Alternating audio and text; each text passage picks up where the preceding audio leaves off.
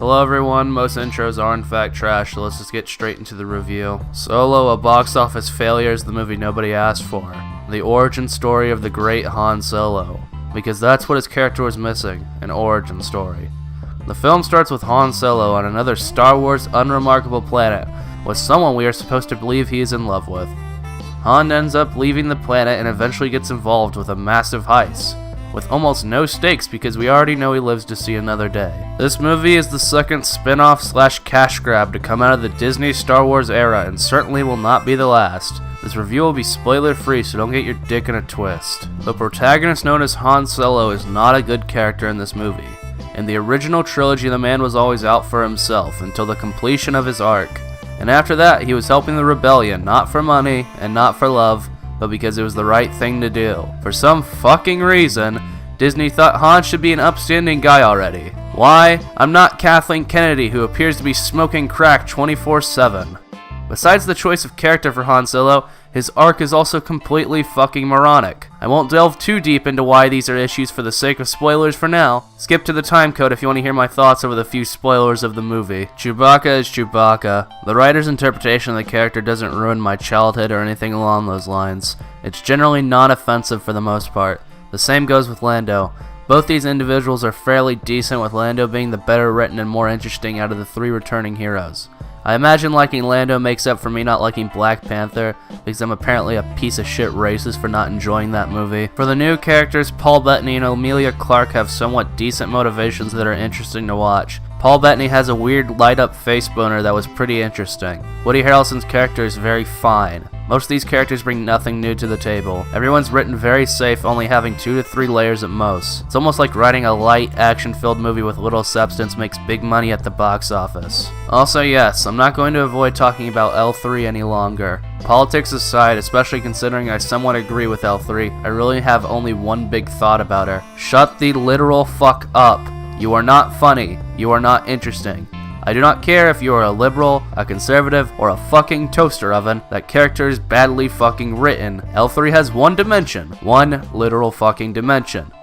Alden Ehrenreich, the actor for Han Solo, given the material, gave a good performance. He, Donald Glover, and Paul Bettany were the only 3 who had actual engaging performances. Emilia Clarke was not good. Woody Harrelson looked like he could not give a single shit. Chewbacca is fine. L3 is fucking L3. It doesn't matter if she gives the most breathtaking depiction of a droid on screen. The robot was written poorly and there wasn't much she could do to elevate it. Before I hit on to whether or not the actual narrative isn't complete shit, there's one underlying problem with this movie.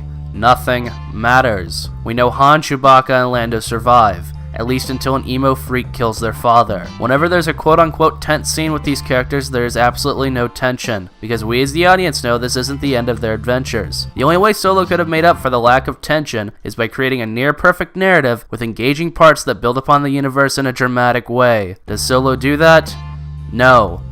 But it isn't complete horseshit. Solo fails to effectively build upon anything going on in the universe or introduce any new elements that may be engaging for the audience. It's a run-of-the-mill heist movie with a Star Wars DLC skin pack. The movie is the definition of dumb fun. They made an entire fucking movie over a few lines from the original trilogy. They're grasping at straws. They have no intention of making good movies with substance. Just movies they know will sell a decent amount of tickets in China. The first act overall is the worst out of the whole film. It's some of the most uninteresting shit they could have done. I would genuinely rather deep fry my dick than sit through that horseshit again. The first action scene is so genuinely boring and awful, I almost walked out of the theater. The second act and third act are both fine. They both have moments I loved and hated. You might have a better experience if you don't watch the first act and just read a summary on Wikipedia. The first act has some of the worst pacing I've seen in a Disney Star Wars film. You might be better off skipping it in all honesty, especially considering this is the part of the movie I found the hardest to actually look at visually without vomiting. The second act is fine. The third act has the best pacing overall, and improving upon the pacing, the tone I dare say, is actually somewhat good. It's consistent for the most part, and whenever the movie actually changes into a more dramatic tone, it isn't completely fucking jarring. This movie looks like fucking garbage. Maybe the most visually incompetent movie of the year I've seen besides Cloverfield Paradox. What makes this film a true disaster in the visual category is the lighting. At times you literally cannot tell what's going on. This is in part due to the projector problems of the theater, and in another part due to Bradford Jackson deciding he would use low-light cinematography, and it doesn't fucking work with the projectors. Both sides get blamed for this genuine fucking travesty. We as audience members who pay money to see your shitty film can't even fucking see it. When you see the film, besides a few select shots, the cinematography is fucking boring. Thanks for literally doing a half-assed job, Brandon Jackson. You may have actually ruined my childhood with your piece of shit filming practices. All in all, this movie is not good.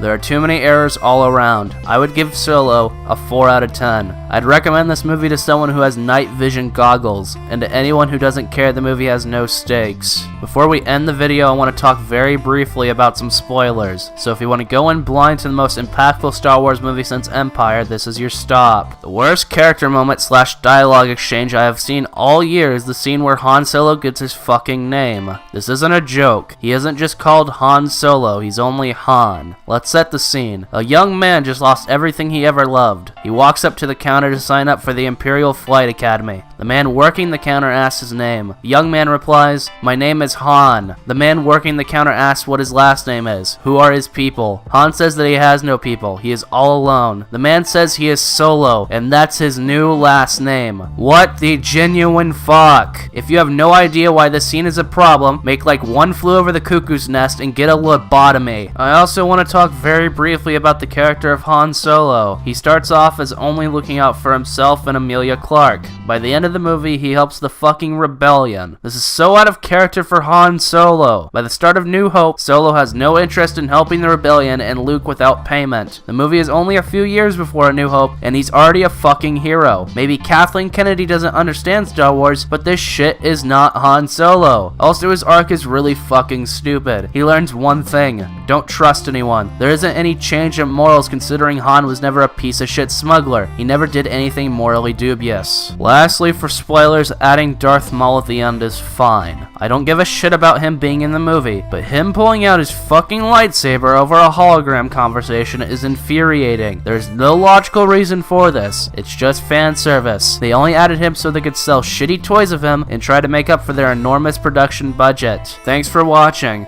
I have some social media on the screen. Subscribe, hit the bell, farewell.